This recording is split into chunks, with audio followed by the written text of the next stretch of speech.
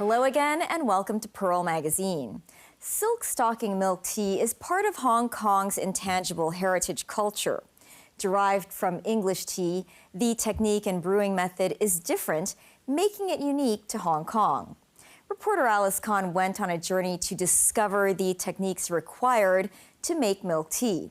While there are few skilled tea masters in Hong Kong, a tea distributor invented an AI robot to brew this tea. As Alice finds out, tea masters are not easily replaced by AI. Hong Kong-style milk tea, also known as silk stocking milk tea, is very popular. About 100 million cups of milk tea are consumed each year in Hong Kong. Simon Wong is one of the biggest tea leaves and coffee importers and wholesalers in Hong Kong. His father is the forerunner of Hong Kong milk tea, distributing tea leaves to street stalls or dai pai dongs in Hong Kong since 1932. Simon says Hong Kong milk tea has a history of over 100 years and it is derived from English tea. Dating back at that time, Hong Kong milk tea actually is a luxury. Only British people would drink milk tea, but this is British style. It's very different. We make a cloth bag. We put the tea inside the bag, and then we pour the hot water in the bag and circulate it several times. In 2012, Simon initiated the application for Hong Kong-style milk tea to be included as part of Hong Kong's intangible cultural heritage. In 2017, Hong Kong-style milk tea or silk stocking milk tea officially became representative of Hong Kong intangible cultural heritage. The type of tea that you use is unique. And then the skill or the technique to brew tea is also unique. To maintain the heritage, Simon's company offers classes to train milk tea masters. He trains about 4,000 people every year. Tea master Alexander Leung used to be an automobile engineer. He was trained by Simon 8 years ago. He won the Hong Kong milk tea competition in 2019. I was about to retire, then I was thinking what I want to do next. At that time, I had a dream like in a novel, open a small cafe by the sea.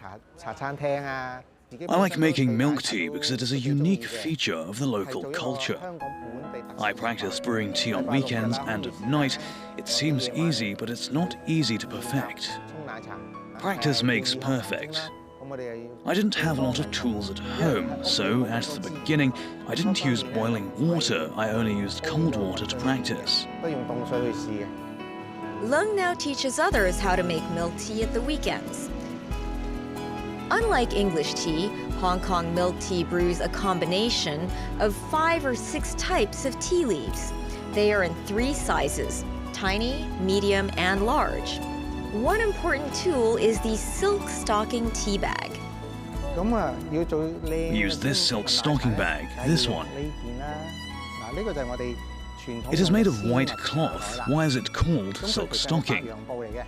It is because the bag is tinted with tea color, so after a long time it looks like a lady's silk stocking. We put 120 grams of tea leaves into the silk stocking. It can brew about 12 cups.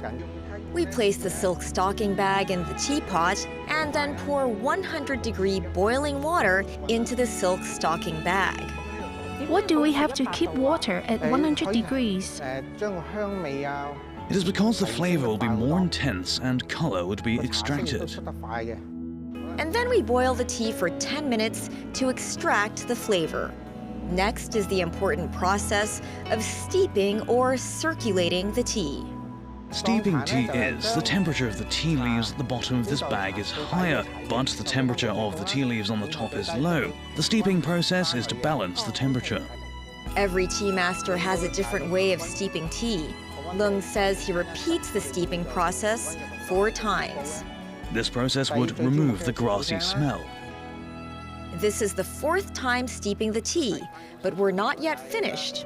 We refill the hot water in the teapot and reheat the tea for another 10 minutes. What's the impact if the temperature is too high or too low? If the temperature is too low, it will not bring out the aroma of tea. Also, it will taste bitter. If the temperature is too high, the tea is not smooth.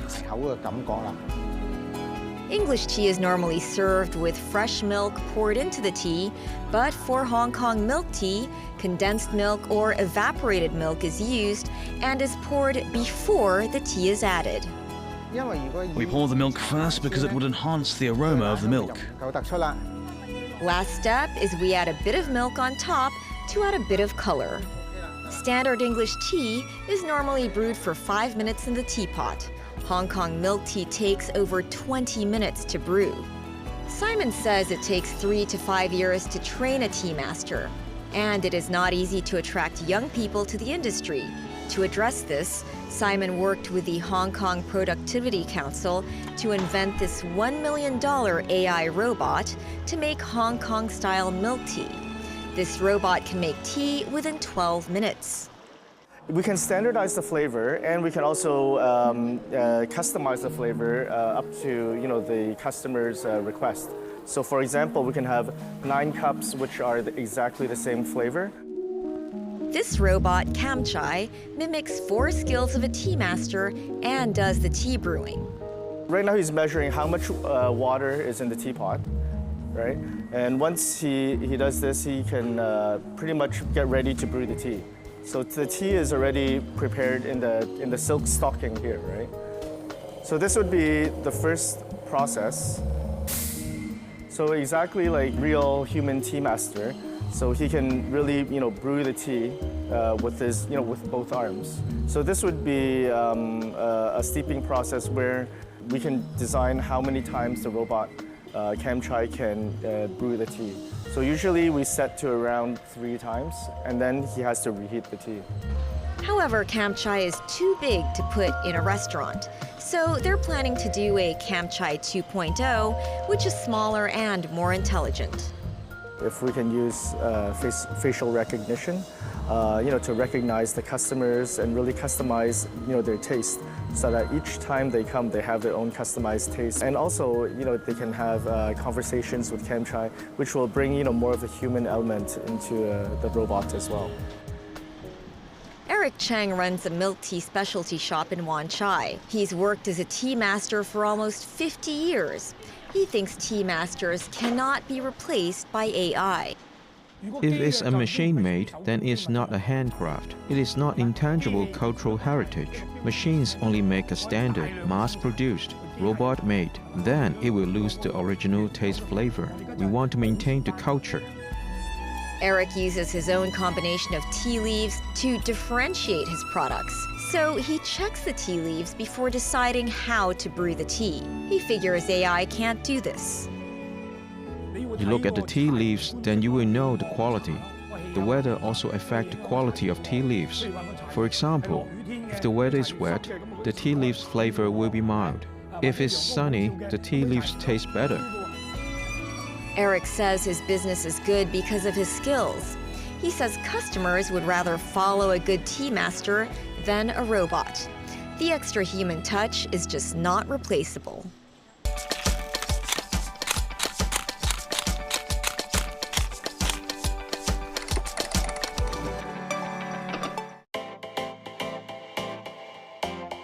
In the outline development plan for the Guangdong, Hong Kong, Macau Greater Bay Area, declared in 2019, Nansha District in Guangzhou was formally designated a demonstration zone for comprehensive cooperation among the 3 cities. It has since attracted many young Hong Kong people to start a new life here.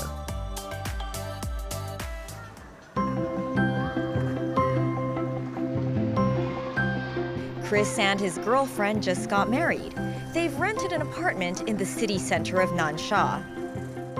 Chris, so this is your nest in Nansha. You were living in the youth apartment, now you have leveled up. A very nice place. Don't just stand here, show me around. Sure, welcome. This is my home, this is my wife. Of course you should introduce your wife first. How big is your place? About 1,000 square feet. 1,000 square feet, and the balcony is quite long. It's long. We can barbecue here. It's joined with another room? Yes, it's joined with this room. We have several rooms. Indeed, you can use it as a storeroom. We put our luggage and clothes here. There are 2 bathrooms.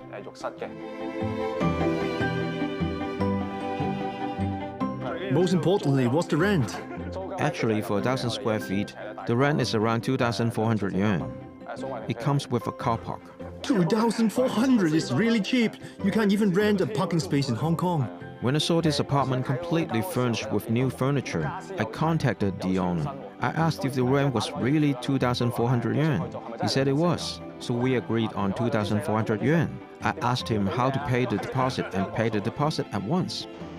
In the first year, the government will give them a monthly rent subsidy of 1,500 yuan. In Hong Kong, we lived with our parents. The place is less than 300 square feet. Really crowded for 4 people. We're not young anymore, we want our own place. What was your profession in Hong Kong? We worked at the airport for the airport authority. What's your job? We work in lost and find. Lost and found. How much did you earn? About 10,000 something a month. 14,000 a month. Oh, so the 2 of you made less than 30,000. It's really difficult to move out on that. We did the math, we couldn't move out. We wouldn't move out. In Hong Kong, you have to worry about housing, so you wouldn't think about starting a business? I wouldn't. Not at all. It's more practical to find a job. Simply put, in Hong Kong, we have to find a niche to survive. But in the GBA in the mainland, especially in Nansha, we have hope. When we come back, preserving our oyster farms in Hong Kong. Stay with us.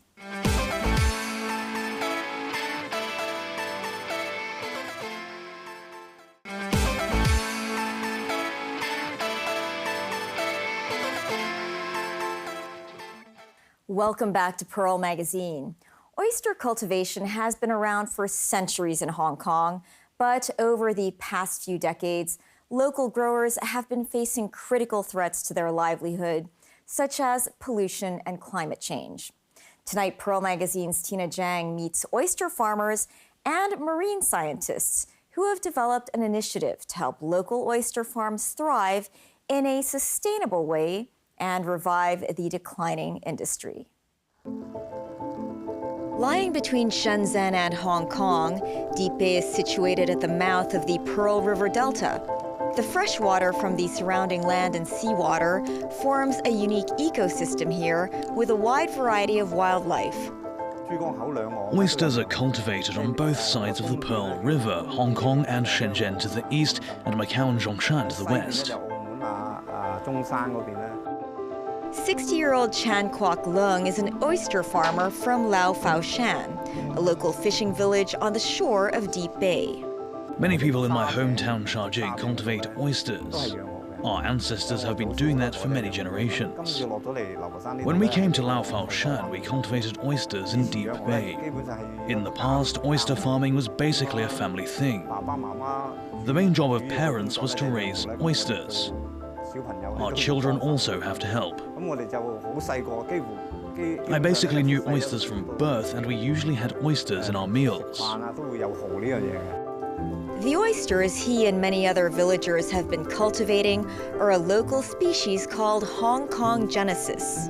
The characteristic of this oyster is that the meat is plump and sweet. You can hardly find such delicious taste in other foods. At that time, ginger and spring onion oysters and deep-fried oysters were famous, and another thing was to make dried oysters.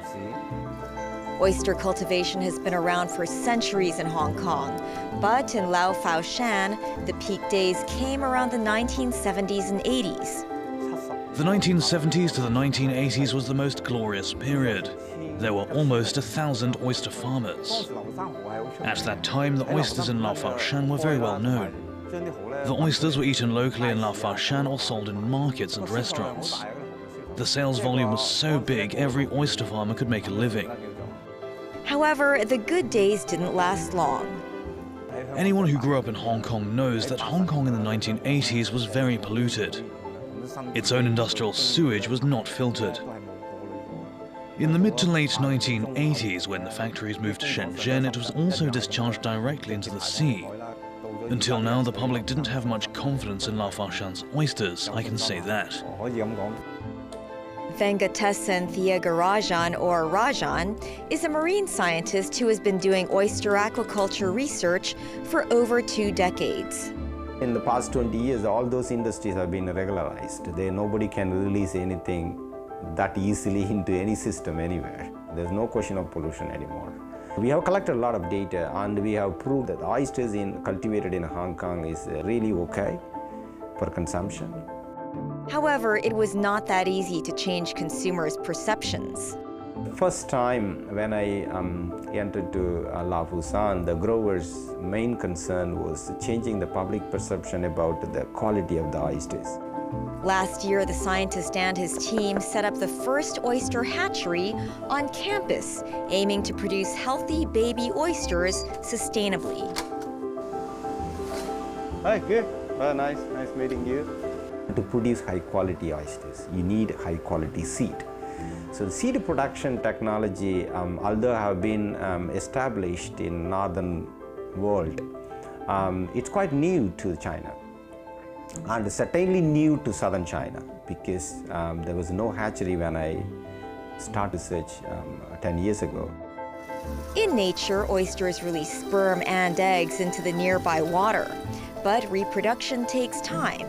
At the hatchery, however, oyster seeds can be produced more efficiently.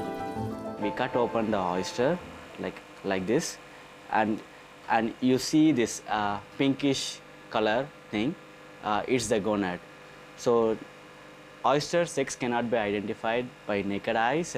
So we used a toothpick, and we do like this, and we check in the microscope to identify the gender. Mohammed Madar Fazil is a PhD student. He has been taking care of the oysters here at the hatchery and also facilitating the oysters' breeding process. After we check the female and male, we separate them in different containers. Then we add 2 ml of sperms to the females. And we continuously monitor in the microscope to ensure the fertilization process is happening. So after the cell starts dividing, we transfer the solution into these big tanks. Then we wait for 24 hours. So after the 24 hours, we see a D-shaped larvae. That means the fertilization is 100% success. Now that the hatchery is running at full capacity, it should produce 24 million seeds within the next 3 to 4 months, and then millions of seeds will be distributed to local oyster growers for free. The scientists are also looking forward to transforming the technologies for the local oyster farmers in the coming years. Naturally harvesting seedlings in oyster fields is relatively unstable. You don't know how many seedlings you can collect each year. Weather factors and environmental influences may not guarantee that your oyster seedlings are good. This is a limitation of oyster cultivation. Now, with this new method, it is guaranteed that you'll have sufficient oyster seedlings. Recently, Chan Kwok Leung, the oyster farmer, has been assisting the scientists in the hatchery and learning the oyster breeding techniques on campus. He also wants to find a sustainable solution for his oyster business. Now the biggest problem we're facing is the death of oysters. In the past, dead oysters were relatively rare, but now they occur frequently almost every year. Therefore, we oyster farmers have to race against time and sell oysters before we find something wrong. But if the oysters are not fat enough, you can't sell them because no one wants them. Based on Rajan's research, the local oyster industry in Laofashan and the surrounding waters of Deep Bay have been severely influenced by coastal modification, salinity shift due to climate change and other factors. This means oyster growers suffer from 40% to even 100% loss in harvest annually. There's urgency to identify an oyster strain with relatively high stress tolerance and immune resistance power to overcome these environmental constraints, and scientists are trying to make it happen inside the hatchery. So we are increasing the lipid content, the fatty acid in the food, by changing the micronutrients in the water. And by doing this, the algae we are feeding to the spat is very healthy algae with a lot of fatty acid. So the oysters they feed, the oyster baby that they feed this algae is also very healthy now. So this healthy seed, when you put it into the field, they grow faster and they're disease resilient. And so healthy environment, healthy oysters. It'll be helpful to follow the development trend. For example, he studies how to make oysters grow faster, shorten the breeding time, and improve the salinity tolerance of oysters. These will definitely help. In our experience, if the seawater is too salty, Lao Faoshan's oysters will die. If the salinity tolerance of oysters is increased, it will not die so easily. It is a great protection for oyster farmers. Nowadays, a variety of imported oysters can be found everywhere in Hong Kong. Many are selling at a much higher price than the local breed. However, both the scientist and oyster grower believe that the industry still has huge potential. China producing almost 85% to 90% of the global oyster production. So it's a massive industry, billions of dollars industry. Demand for seafood is tremendously increasing. Particularly in China, the middle class population is increasing rapidly. So they wanted a high quality seafood. And then the local demand for these oysters is increasing many fold. And is expected to grow even much faster. So we have a role to play. And we have to meet this demand by innovating technology and improving the condition. Now almost all oysters from all over the world can be found in Hong Kong. In supermarkets, they're sold for tens of dollars per oyster. We're selling at 100-something per catty. There are about 20 to 30 oysters per catty. If the quality is good, the price can be guaranteed. So I try to learn new knowledge and then wait for an opportunity. Maybe there will be a chance to revive the oyster industry. It is not surprising. That's our show for this week. Join us on Pearl Magazine, same time next week. Bye for now.